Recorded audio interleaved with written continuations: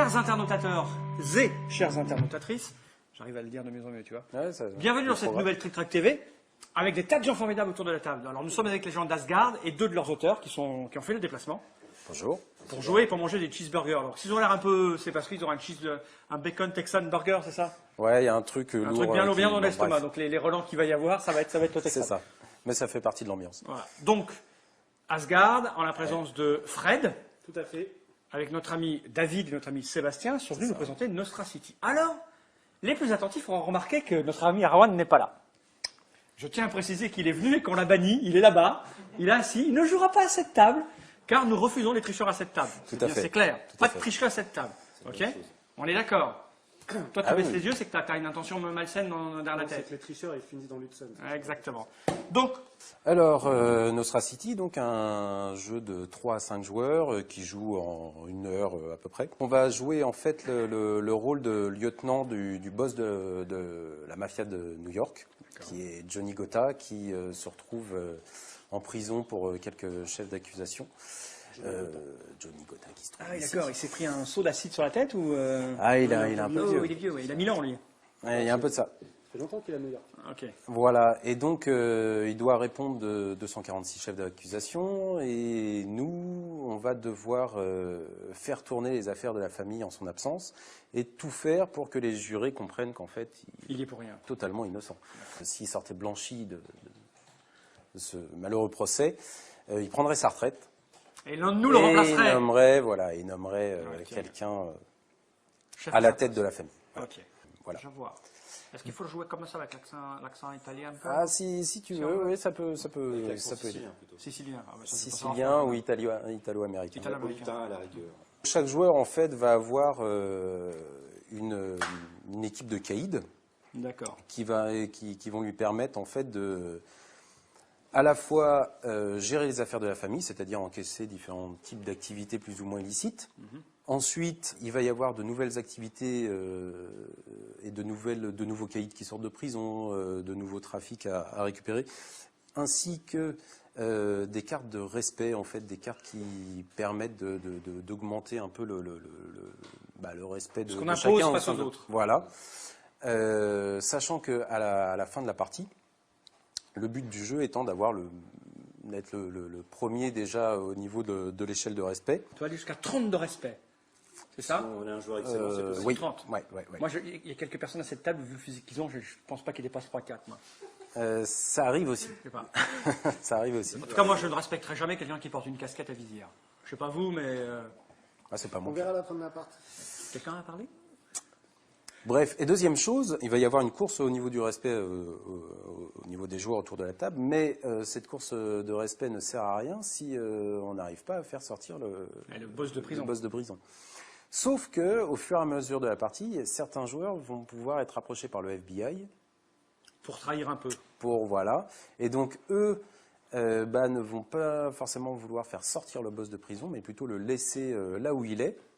Ceci dit, ils devront quand même essayer d'obtenir le maximum de respect possible, parce que le FBI n'est intéressé que par le plus gros poisson. C'est un jeu qui va se jouer en 6 tours. À la fin du 6e tour, donc on va avoir le verdict du boss qui va se Le tour, c'est le calendrier, là, voilà, avec les mois. C'est le calendrier. On commence ici. au mois de janvier, on arrête au mois de juin. Lors du verdict final, donc on va savoir si le boss est coupable ou non. S'il est innocent, tous les joueurs qui n'ont pas changé de bord, le gagnant sera celui qui aura le plus de respect parmi ces joueurs-là. Si il est coupable et qu'il y a des indices du FBI, c'est l'indice du FBI qui a le plus de respect qui sera déclaré vainqueur.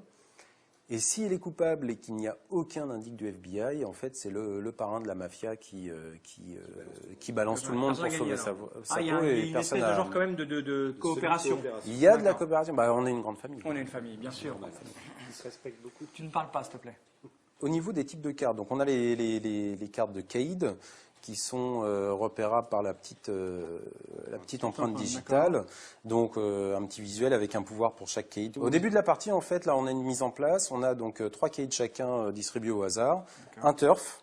Un turf, là. Un turf, donc c'est un quartier de la ville de New York avec un trafic illicite lié à ce quartier. D'accord, on m'a donné les Queens par hasard ou Totalement par hasard. T'as le trafic de bottines aussi. Le trafic de bottines, moi. Tout à fait.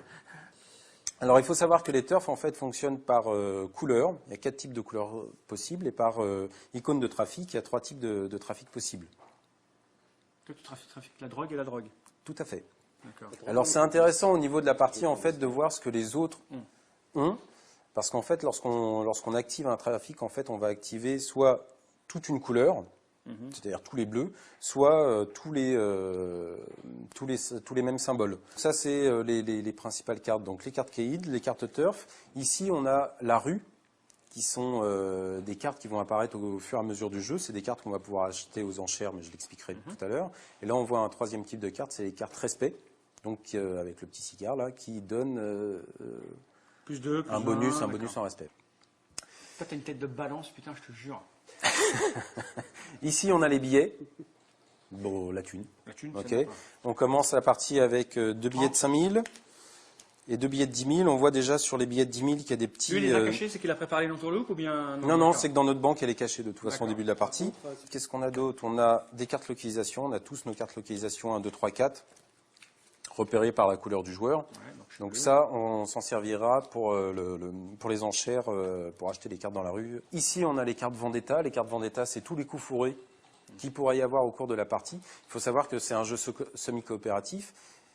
Et donc, la partie semi, c'est que si jamais tu n'as pas envie de distribuer l'argent comme tu dois le distribuer, ou tu n'as pas envie de faire ce qui devrait être logiquement fait pour rester cohérent au sein de la famille, la personne qui ne reçoit pas l'argent qu'il devrait recevoir, qui ne reçoit pas de titre parce qu'il aurait dû en recevoir, va être lésé. Et comme il est lésé, il tire une carte Vendetta et il aura le droit de l'utiliser. Ça a été placé à cet endroit-là par hasard ou c'est parce qu'il sait déjà de base qu'il va en piocher tous les tours des Vendetta parce qu'on va jamais... C'est parce qu'on l'oublie souvent. Parce qu'il sait qu'on va beaucoup lui manquer de respect. Ouais. Voilà. Et toi, tu es juste en face de moi. Ça tombe bien.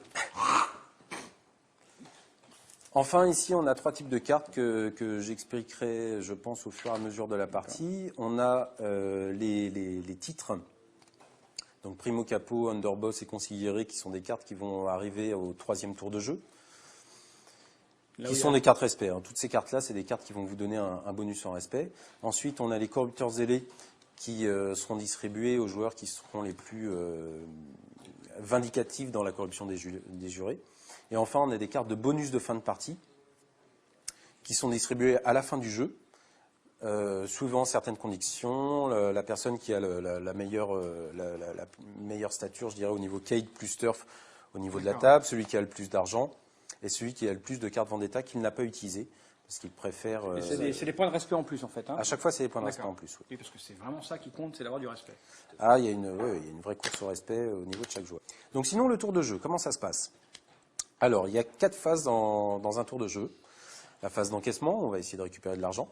La phase de meeting, on va essayer de récupérer de nouvelles cartes. La phase de corruption, on va essayer d'aider le boss. Voilà. Et enfin, la phase de réception, qui est une phase un peu d'administration. Un encaissement, comment ça se passe? Donc déjà, on va envoyer un caïd faire notre encaissement. Donc pour ce faire tout simple, on stipule que voilà, tu l'engages. Un encaissement se fait donc sur un turf. Okay. Alors il y a 2 types d'encaissement. Il y a soit un encaissement de trafic, et donc ça se fera sur le logo du turf, soit un encaissement de raquette, et dans ce cas-là, ça se fera sur la couleur du turf. Donc l'encaissement, on engage un caïd, ensuite on engage un de nos turfs. Okay. Et par rapport au turf qu'on a engagé, on va faire soit un trafic, soit un raquette en relation avec le turf qu'on a engagé. En fonction de tes conditions dans lesquelles tu es au moment où tu le fais, tu choisis... Pour prendre un exemple, Frank Baldini va faire un encaissement de type raquette sur Staten Island. Donc ensuite, je compte le nombre de quartiers de Staten Island qu'il y a sur la table. Donc là, il y en a un en face. Donc ça fait 2 turf de Staten Island, ça veut dire que j'aurai le droit de tirer 2 cartes billets. Ça veut dire que je lui permets de venir chez moi pour se servir en attendant mission de compensation. Bien évidemment. À partir de là, voilà, je me suis servi un petit peu de son infrastructure au niveau de Staten Island, donc il est en droit de recevoir une partie des biens. Les billets, c'est que des 10 et des 5? Alors non, il y a aussi des 20, là j'en ai pas, et il y a des 50. Waouh! Il y a très peu de 5. Maximum, c'est le 50. Comme par hasard, il y en a un sur le dessus au début. Non, bien joué. Normal. Donc voilà, j'ai récupéré 2 billets. Normalement, il a en droit d'en recevoir un vu que j'ai utilisé un turf chez lui. S'il avait eu 2 turfs bleus, 2 turfs Staten Island, j'aurais eu le droit de tirer 3 billets et j'aurais dû en lui en donner 2. Je ne suis pas obligé de le faire. Je peux tout garder. Si tu es réglo et que tu me respectes, tu le feras. Voilà. Et donc si je ne le fais pas, il est lésé. Et il aura le droit de tirer une carte Vendetta par billet que je ne lui ai pas donné. D'accord.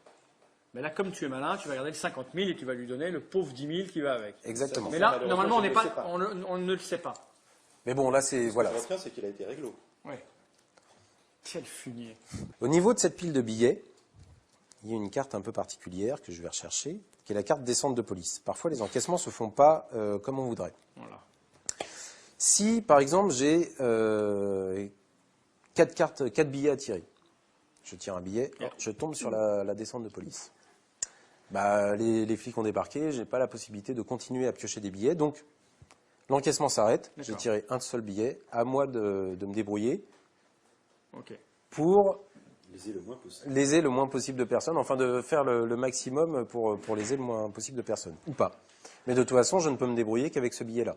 On peut faire autant de fois de l'action encaissement qu'on a de caïds et de turf à notre disposition, sachant que tout caïd qu'on va engager pour l'action d'encaissement ne seront pas disponibles pour les phases suivantes. Chaque caïd a des pouvoirs écrits en bas de la carte, avec un petit symbole qui rappelle à quel moment le pouvoir peut être utilisé. Donc là, le petit symbole, c'est encaissement, c'est-à-dire piocher un billet supplémentaire lors d'un encaissement de jeu.